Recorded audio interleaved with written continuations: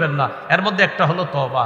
আপনারে কেউ গিয়ে নামাজের দাওয়াত দিছে, ভাই চলেন না নামাজটা পড়ে আসেন, আসর নামাজ, এটা বললেন না আগামীকাল পড়বো। আপনি আসরের নামাজটা আজকে পড়েন, আগামীকাল বাঁচবেন, এটার নিশ্চয়তা কোথায়? আল্লাহ আমাদেরকে কথাগুলা বোঝার তৌফিক দান করেন। তিরমিজি শরীফের একটি হাদিস শুনেন, 3538 নম্বর হাদিস। মুসলিম শরীফে হাদিসটা অনেক বড় আসছে, আর তিরমিজি শরীফে হাদিসটা শর্টে আসছে।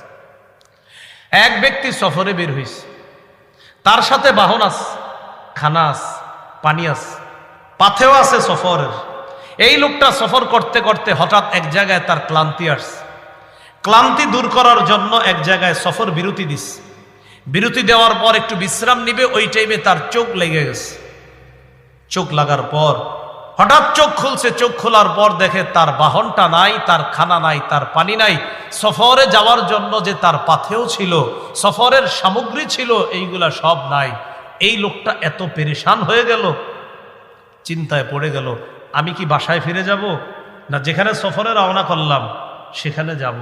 চিন্তা করলো বাড়িতে যদি ফিরে যাই তাও মারা যাবো না খাইতে না খাইতে। সফর যেখানে রওনা করছি সেখানেও যদি যাই তাও মারা যাবো না খাওয়া, কারণ খানাও নাই, পানিও নাই। একটা মানুষ কতদিন না খায়া আর পানি ছাড়া থাকতে পারে? তো ওই ব্যক্তি সিদ্ধান্ত নিল, যাক মরণ যখন হবে এখানেই মরি। তো উনি মরার জন্য ওখানেই আবার বসে গেছে। বসার পর হঠাৎ চোখে ঘুমাইছে পড়ছে, আবার ঘুমাইছে। ঘুম থেকে চোখ খুলছে, হঠাৎ চোখ খোলার পর দেখে তার হারিয়ে যাওয়া বাহন, খানা, পানি, সফরের যে সামগ্রী নিয়ে ওই বাহনটি উপস্থিত হয়ে গেছে। খুশিটা কেমন হবে বলেন?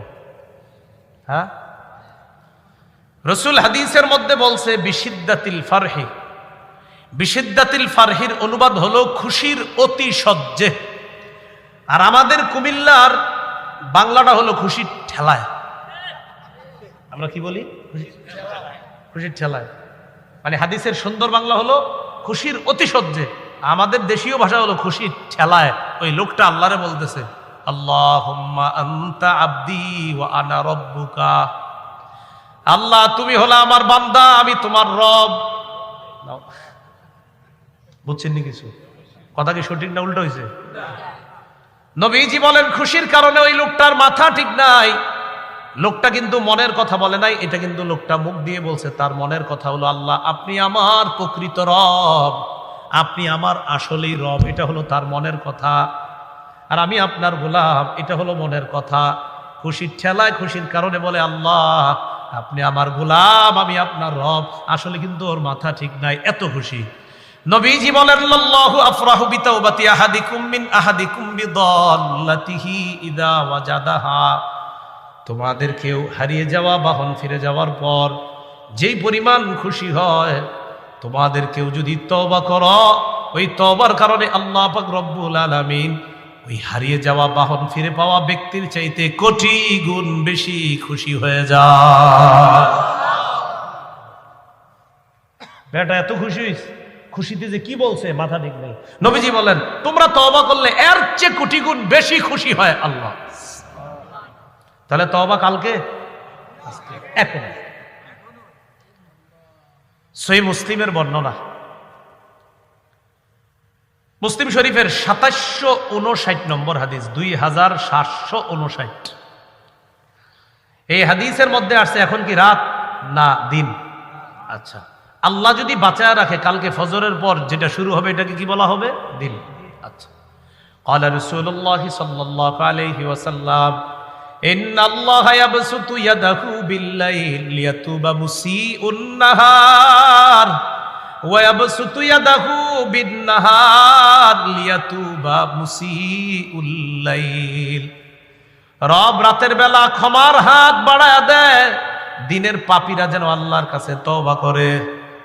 আর দিনের বেলা রব তার ক্ষমার হাত প্রসারিত করে দেয়, রাতের পাপীরা যেন আল্লাহর কাছে তওবা করে।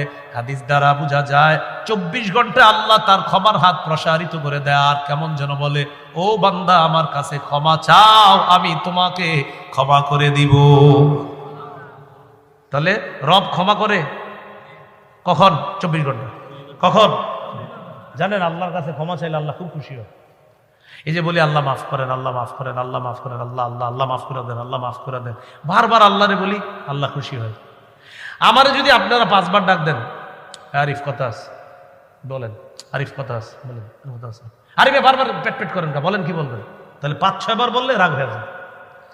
বাবাকে আব্বা, হ্যাঁ বল কি বলবি, আব্বা বল কি বলবি, 5-6 বার বলার পর আব্বা বলে আরে কি বলবি বল। আম্মা জন্মদানকারিনী মাকে বলেন রান্না করেন, আম্মা কথা আছে। বাচ্চাও যদি বাচ্চারা মা কত আদর করে 5-6 বার আম্মা আম্মা আম্মা আম্মা আম্মা, 7-8 বার যখন বলে কি হয়েছে তোর ক।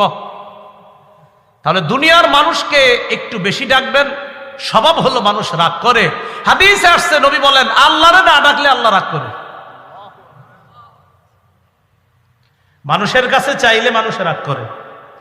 ভিক্ষুক এসে ভিক্ষা চায়, স্যার 10টা টাকা দেন, নে। আবার এসে স্যার 10টা টাকা দেন, নে। আবার আস, কিরে কতবার দিব, এতবার আসা লাগে।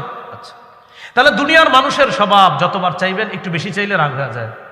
রসুল বলেন মানলাম ইয়াসআলিল্লাহ ইয়াগদাব, আল্লাহর কাছে না চাইলে আল্লাহ রাগ করে। একটু মিলান না কথাটা, বান্দার কাছে চাইলে বান্দা রাগ করে, রবের কাছে না চাইলে রব রাগ করে।